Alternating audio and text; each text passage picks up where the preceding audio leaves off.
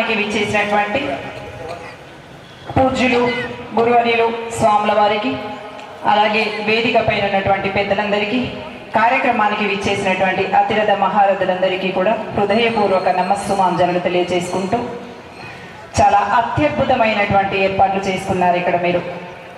నేను ఇప్పటి వరకు 4 సభలకి వెళ్ళాను, కానీ ఎక్కడ కూడా నేను తులసి మాతని ప్రతిష్ఠించటం, అఖండ జ్యోతిని ప్రతిష్ఠించటం, భగవద్గీతని అందరికీ కనిపించేలాగా మరొకసారి దృక్కోచరం అయ్యేలాగా ఇలా మన ముందు ప్రస్ఫుటంగా అలంకరించడం, ఇవన్నీ కూడా చాలా నన్ను మంత్రముగ్ధురాల్ని చేశాయి. ఇంతకనేటువంటి ఆహ్లాదకరమైనటువంటి వాతావరణంలో సాయం సంధ్యా సమయంలో ప్రకృతి మాత ఒడిలో భరతమాత ముందుగా ఎంత అత్యద్భుతమైనటువంటి సభ నిర్వహిస్తున్నారు మీరు. చాలా చాలా ఆహ్లాదకరమైనటువంటి వాతావరణంలో జరుగుతున్నటువంటి ఈ కార్యక్రమాలు ఏర్పాటు చేసినందుకు ముందుగా నిర్వాహకులను అభినందిస్తూ కార్యక్రమంలోకి వెళ్ళిపోదాం. యన్మూలే సర్వతీర్థాని యన్మధ్యే సర్వదేవత యదగ్రే సర్వవేదచ్చ తులసిత్వం నమామ్యహం అని చెప్పి తులసి మాతని మనం పూజిస్తూ ఉంటాం. తులసి మాత లోపలి సర్వదేవతలు ఉన్నాయని, సర్వతీర్థాలు కొలువై ఉన్నాయని, సర్వవేదాలు కొలువై ఉన్నాయని చెబుతూ ఉంటాం. చెప్పటం వేరు, ఆచరణాత్మకంగా చూపించటం వేరు. చెప్పడం ఎవరమైనా చెప్పగలుగుతాం, విన్నది విన్నట్లుగా చెప్పగలుగుతాం, కానీ ఆచరించగలిగేవాడే గొప్పవాడు.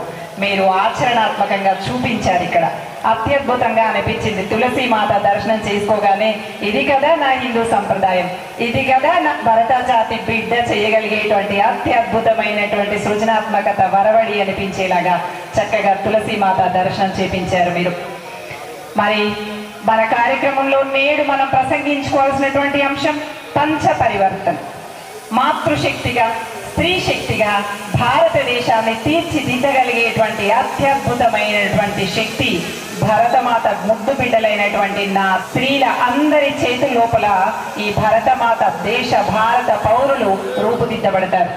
అలాంటి నా మాతృశక్తి, నా స్త్రీ శక్తి ఈ పంచ పరివర్తన ద్వారా ఎలాంటి అంశాలను గ్రహించాలి, దానిని కుటుంబానికి ఎలా ప్రబోధించాలి, అలాగే కుటుంబాన్ని ఏ విధంగా ఆదర్శవంతమైనటువంటి కుటుంబంగా తీర్చిదిద్దుకోవాలి అనేటువంటి అంశాలన్నీ కూడా ఈ పంచ పరివర్తనలో ఉంటాయి.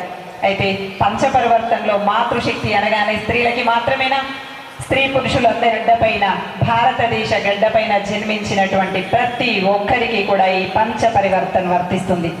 పంచ పరివర్తనలో ఉండేటువంటి అంశాలన్నీ కూడా మన జీవితాన్ని ఉన్నత గతిని నడిపిస్తాయి. మనకు తెలియకుండానే మనం చేసేటువంటి పనుల ద్వారా ఆధ్యాత్మికమైనటువంటి ప్రగతిని కూడా సాధిస్తాం. ధర్మం అనేది జీవన విధానం. సూర్యుడు అనేటువంటి వాడు ఏమైనా ఒకరికి చెందినటువంటి వాడా? సూర్య భగవానుడు. సూర్య భగవానుడిని ఆరాధిస్తున్నాము అంటే, ఉదయం లేచి సూర్యుడికి అర్ఘ్యం ఇచ్చి సూర్య నమస్కారం చేయమన్నాము అంటే కృతజ్ఞత పూర్వకంగా ఆరోగ్య రహస్యాలన్నీ దాగి ఉన్నాయి అనేటువంటి అంశాన్ని జీవన విధానంలో మిళితం చేసి చెప్పినటువంటి అత్యద్భుతమైనటువంటి జీవన విధానాన్ని సరైనటువంటి దిశలోకి మరల్చినటువంటి విధానం. జీవన విధానంలో చంద్రుణ్ణి ఆరాధించమన్నారు, ప్రకృతిని ఆరాధించమన్నారు, పంచభూతాలని ఆరాధించమన్నారు, మాతృదేవో భవ, పితృదేవో భవ, ఆచార్య దేవో భవ అంటూ ప్రతి అంశంలో ప్రతి విషయాన్ని కూడా నీ జీవితాన్ని మరింత మార్గదర్శకత్వం వైపు, మరింత ఉన్నత గతి వైపు నడిపేలాగా జీవన విధానాన్ని తీర్చిదిద్దింది నా హిందూ సంప్రదాయం. హిందూ సంప్రదాయంలో ఉన్నటువంటివన్నీ కూడా మిళితమైనటువంటి అన్ని అంశాలు కూడా జీవన విధానాన్ని ఉన్నతమైనటువంటి గతిలో నడిపించటానికి పనికి వచ్చేటువంటి విషయాలు అనేటువంటి విషయాన్ని మరచిపోకండి నా భరతమాత ముద్దు బిడ్డలారా, బంగారు తల్లులారా.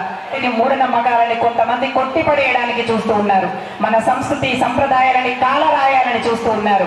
అలాంటి వాళ్ళ పాలిట మీరు ఖచ్చితంగా రాక్షసులైపోవాలి.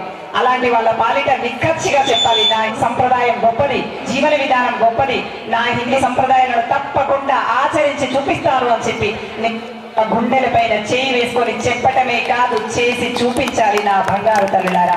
ఖచ్చితంగా మీకు ఇక్కడే ఈ సభలోనే నిర్ణయాత్మకమైనటువంటి శక్తితో నిర్ణయం తీసుకుని బయటికి వెళ్ళాలి.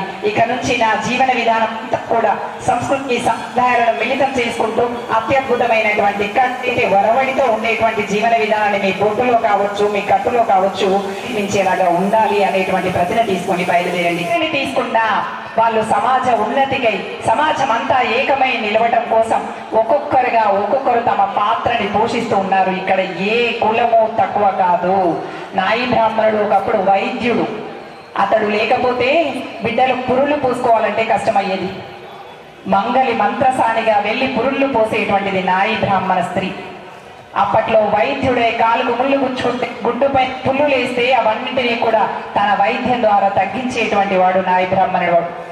మరి పెళ్లిళ్ళు మంగళి వాళ్ళు లేకుండా పెళ్లి తంతు నడుస్తుందా? మరి మత సామరస్యత, కుల సామరస్యత ఉండాలి కదా. మొట్టమొదటి సూత్రమే సామాజిక సామరస్యతలో మనం నేర్చుకోవాల్సినటువంటి అంశం. ఎక్కడ కుమ్మరి లేకుండా పెళ్లి తంతు జరుగుతుందా? కూరాడు కుండలు లేకుండా పెళ్లి తంతు జరుగుతుందా? స్వర్ణకారుడి దగ్గరికి వెళ్ళి పుస్తె బట్టలు తెచ్చుకోకుండా పెళ్లి తంతు జరుగుతుందా? అసలు ఏ పని ముందుకు వెళ్ళాలన్నా పద్మశాలి లేకుండా బట్టలు నేయకుండా పెళ్లి బట్టలు కట్టుకోగలుగుతామా? ప్రతి పనిలో సమాజ ఉన్నతికై పాటుపడటంలో ప్రతి కులము కూడా తమ పాత్రని పోషిస్తుంది అనేటువంటి విషయాన్ని మర్చిపోకుండా ఇక నుంచి ఏ కులము తక్కువ కాదు, ఏ కులము ఎక్కువ కాదు, మనమంతా మానవులం, మనదంతా మానవ కులం మాత్రమే అనేటువంటి విషయాన్ని గుర్తుపెట్టుకుని నువ్వెవరవయ్యా అంటే నేను భారతీయుడని, నువ్వేం చేస్తావయ్యా అంటే పరోపకారం చేస్తాను, నీ లక్షణం ఏంటిదయ్యా అంటే ధర్మాన్ని పరిరక్షించటమే నా ధ్యేయము, నువ్వు ఎవరి వారసుడవయ్యా అంటే భరతమాత ముద్దు బిడ్డని, శ్రీరామచంద్రుడి వారసుడని అని చెప్పుకోగలిగేటువంటి బంధువులమే తప్ప ఇక్కడ కుల మత వర్గ వర్ణ భేదాలు ఎప్పటికీ ఉండకూడదు అనేటువంటి విషయాన్ని గమనించుకోండి. ఎక్కడ ఏ భజన కార్యక్రమం జరిగినా అందరూ తరలి వెళ్ళండి, అన్ని భజన కార్యక్రమాల్లో పాల్గొనండి, సాంప్రదాయకమైనటువంటి నృత్యాల్లో పాల్గొనండి, సత్యనారాయణ స్వామి లాంటి వ్రతాలు చేయండి. ఎలాగైతే పూజలలో పాల్గొన్నప్పుడు కులము మతము అనేటువంటిది నశించిపోయి మనమంతా సోదర భావము అనేటువంటి భావన ఏర్పడుతుంది. అందుకని సామాజిక సామరస్యతలో భాగంగా మీరు ప్రతి కార్యక్రమంలో కూడా పాల్గొని మీ ఊర ఉత్సవాలు నిర్వహించుకోండి. దేనికోసం నిర్వహించుకోవాలండి ఉత్సవాలు? కులం మతము అనేవి లేవు అని చాటి చెప్పడం కోసం మీరంతా కలిసి ఏకమై సీతారాముల కళ్యాణాలు చేస్తారు, హరి భజనలు చేస్తారు, హనుమత్ భజనలు చేస్తారు. ఏవి చేసినప్పటికీ కూడా కలిసి ఏకమై మేమంతా సోదర బృందం అని చాటి చెప్పేలాగా, మేమంతా మానవులం, మా కులం మానవ కులం అని చాటి చెప్పేలాగా కార్యక్రమాలని సామాజిక సామరస్యతలో నిర్వహించండి. ఇక ముఖ్యంగా ఇంట్లో ఉన్నటువంటి స్త్రీలు పిల్లలను పెంచేటువంటి ప్రధానమైనటువంటి బాధ్యత తీసుకుంటారు. కాబట్టి చిన్ననాటి నుండి స్నేహితులను ఎంచుకునేటప్పుడు వీడు ఆ కులము ఈ కులము, వీడితో స్నేహం చేయకు వాడితో స్నేహం చేయకు, ఇలాంటి నికృష్టమైనటువంటి మాటలు మాట్లాడకండి.